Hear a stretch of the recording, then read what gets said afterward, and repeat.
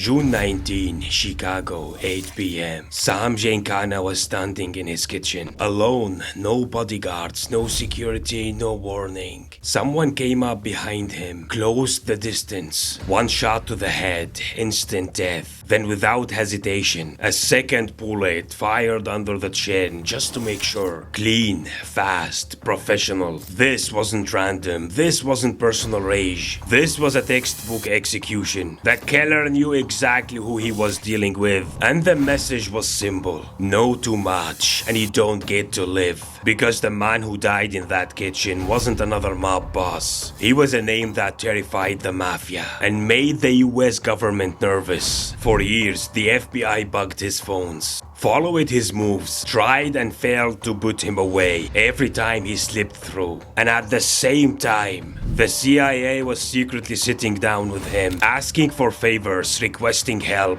deals behind closed doors. And right in the middle of all this chaos, one name kept surfacing over and over again: John F. Kennedy, the American president whose life ended in front of the world. His assassination wasn't an isolated event. It wasn't the work of one man. It was the collision point where the Mafia, politics, and deep state crashed into each other. Today's story is bigger than a murder, more dangerous than just organized crime. It's a story of power and corruption, of mob bosses and presidents, of secret alliances, dirty tactics, and decisions made at the highest levels, far away from the public eye. And at the center of it all, one man. Every thread passed through him, Sam Giancana. Now before we dive in, don't forget to hit the like and subscribe if you haven't yet. Your support, my friend, is what keeps this going. Now, grab your favorite drink. Let's get into the story.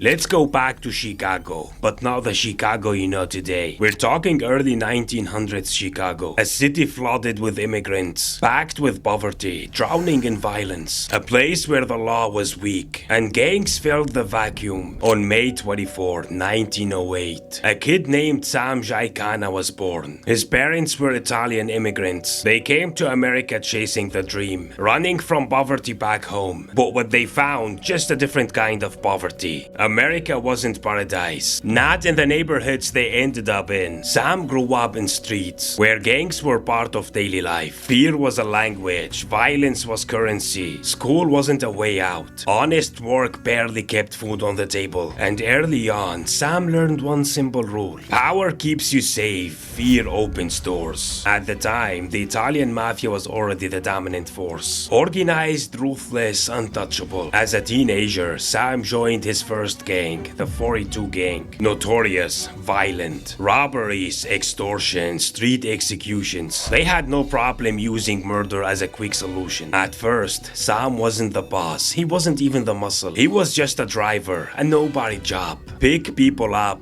drop them off for hits or smuggling jobs. Wait, bring them back. Low risk, low status. But it didn't take long to realize that wasn't enough for him. Sam wanted more, way more. When his first real chance came to kill, he didn't hesitate, didn't panic, didn't leave a trace. That when the gang noticed, this kid wasn't just brave, he was ice cold. They started giving him bigger jobs. Debt collection, extortion, running loan shark operations. And Sam was smart. He understood something most street guys didn't. Loan sharking isn't about money, it's about control. He lent cash to people with no other options, and when they couldn't pay, he didn't kill them right away. Instead, he offered a solution: do dirty work, run contraband, pull robberies, sometimes take someone out. Just like that, a debtor turned into a soldier. The gang grew stronger, without even getting its hands dirty directly. It was efficient, quiet, and brutal. And then between 1920 and 1933, the golden opportunity arrived with the prohibition of alcohol. The government banned its production, sale, and transportation. They claimed it was the root of crime and corruption. But here is the thing: they banned alcohol. People didn't stop drinking. Demand didn't drop.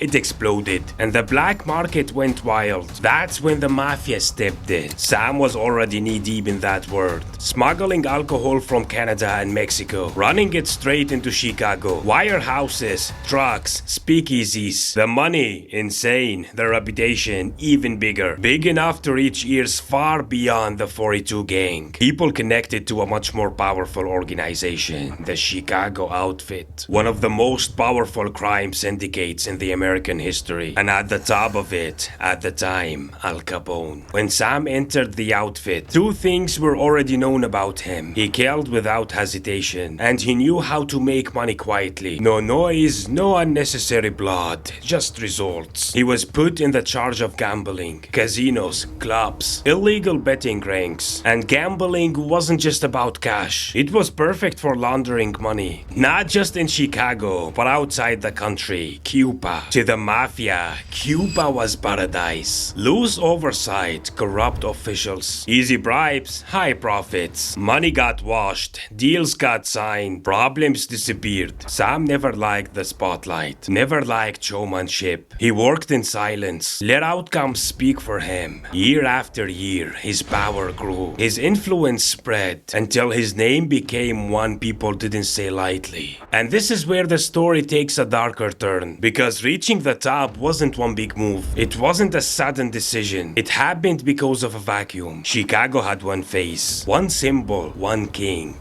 Al Capone. He was the image, the legend, the headline. Murder, bootlegging, extortion. Law enforcement knew everything, but they couldn't prove a single thing. Every time he slipped away. Untouchable, too connected, too powerful. So the government changed tactics. They didn't hit him with bullets. They hit him with taxes. A man living in luxury with no legal income on paper. That was the crack. In 1931, Al Capone was convicted of tax evasion and sentenced to 11 years in prison. He went in a pause. He came out sick, broken, stripped of power. The biggest name in the Mafia fell, but the Chicago Outfit didn't collapse, it adapted. The years after Capone's imprisonment taught them a brutal lesson. Visibility is dangerous. Men like Paul Ricca and Tony Accardo took control behind the scenes. They rebuilt the organization quietly, strategically, no headlines, no ego. And during that period, Sam Giancana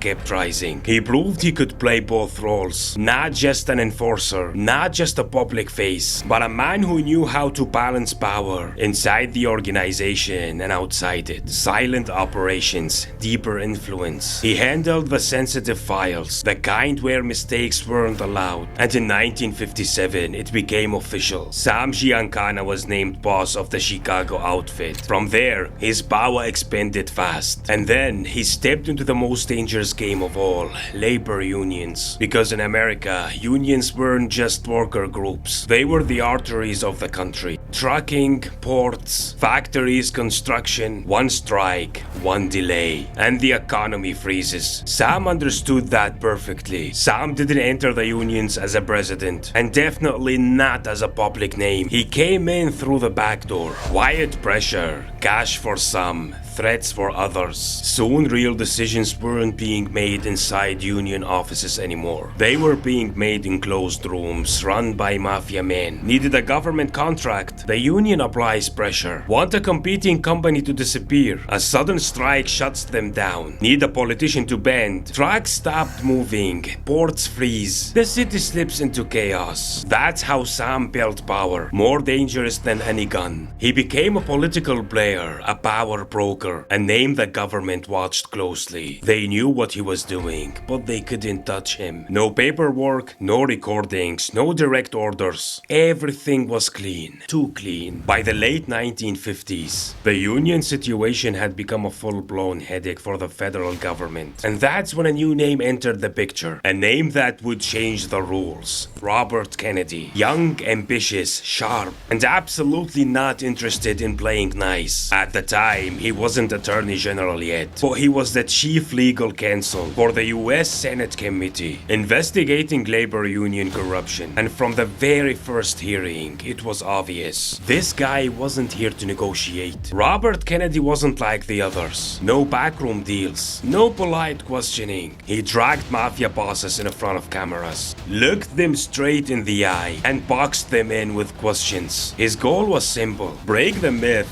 break the fear, break the aura. And sitting at the top of his list, Sam Giancana. The first subpoena was a power play. Direct questions on murder, on extortion, on union control, and Sam, he never broke character. Sometimes he smiled, sometimes he leaned back, but his answer never changed. I refuse to answer on the grounds of the Fifth Amendment. That sentence was the Mafia's shield. The Fifth Amendment is simple. No one is required to say anything that could incriminate themselves. So if someone asks, did you kill? Did you extort? Did you order the hit? You're legally allowed to say, I'm not answering. Not because you're innocent, but because the law protects you from convicting yourself. In other words, prove it. I'm not helping you. Every mobster knew this. They trained for it. So every hearing ended the same way. No answers, no charges, no progress. Files closed, then reopened, then closed again. Robert would walk out of those hearings angry every single time. You could see the frustration on his face because he knew sitting right in front of him was a real criminal, but he couldn't pin a single charge on him. But what Sam didn't see coming was that this was no longer just a legal fight. It was personal now. Robert decided to change the game. If courtrooms weren't working, pressure would. And when his brother John F. Kennedy became the president in 1961, Robert got the green light. He was appointed Attorney General of the United States. And from day one, he made it clear the Mafia was the public enemy number one. No hesitation, no diplomacy. The number of FBI agents assigned to the Chicago outfit suddenly doubled. 24-hour surveillance. Cars followed everywhere. Meetings photographed. Constant attempts to penetrate the inner circle. Sam saw them. He knew they were there. Sometimes he even went out of his way to mess with them. But despite all the pressure, still no evidence. Orders were still verbal. Execution still went through intermediaries. Money still moved through clean, legal fronts. Eventually, Robert Kennedy reached a dangerous conclusion. Sam Giancana was never going down the traditional way. And that's when he made a decision that changed everything. A decision that crossed the line. He authorized wiretaps. No judge, no warrant. The justification: organized crime had become a national security threat. Listening devices were planted inside Sam's home, inside the nightclub where he held meetings. For the first time, the government was hearing what was said behind closed doors. Conversations, instructions, discussions with major figures like Tony Accardo. But even then,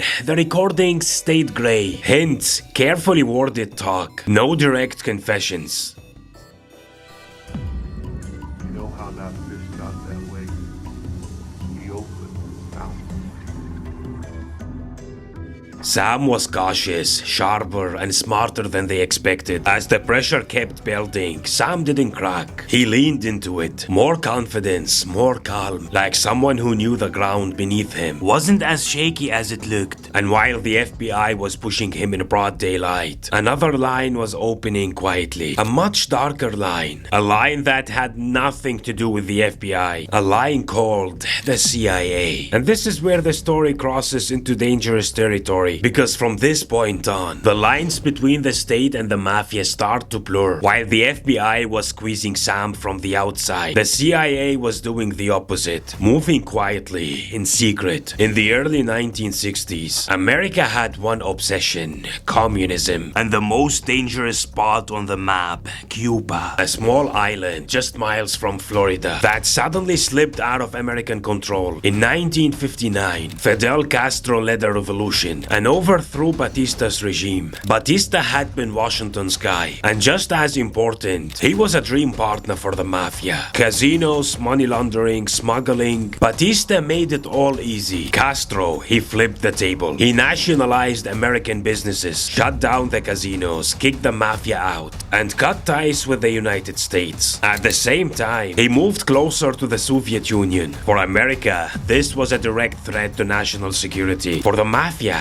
a financial disaster. Sam Giancana and other mob bosses had massive investments in Cuba, casinos, front companies, money pipelines, gone overnight. Both sides had the same enemy. The Mafia wanted Castro dead. America wanted Castro gone. Different reasons, same target. And that's where interests aligned. US intelligence needed people who knew Cuba from the inside. People willing to carry out an assassination without asking questions. And the Mafia, that was their word. Contact happened through intermediaries. Quiet meetings, Miami hotels, no paper trails. Sam Giancana was one of the key names in those rooms. And the message was simple. Clear. Get rid of Fidel Castro. The first plan was simple, direct. A setup, gunfire, clean execution. Sam said no. He told them straight. That kind of hit would be loud, messy, and doomed to fail. He offered something cleaner. Poison, food, drink, a death that looks natural. They liked the idea, but Sam wasn't doing this for free. He didn't ask for money. He asked for something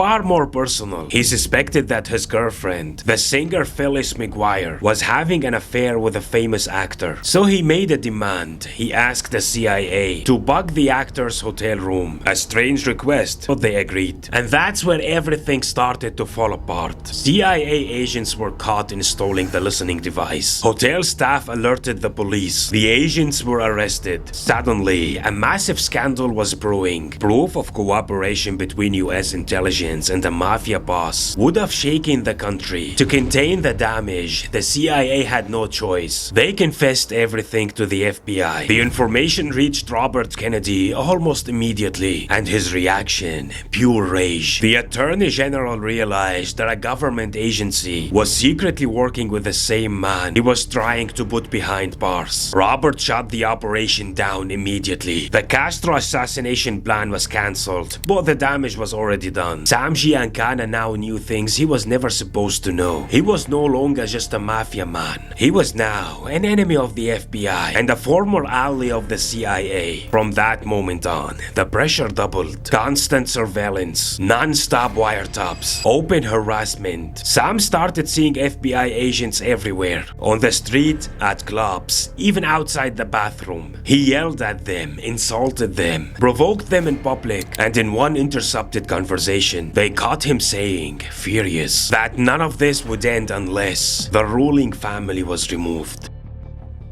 Now Roman, he spots us. He says, hello, Mo. And he walks away. So we move out of there, into the other room, and who the fuck walks in but that shit hill? She killed the whole family.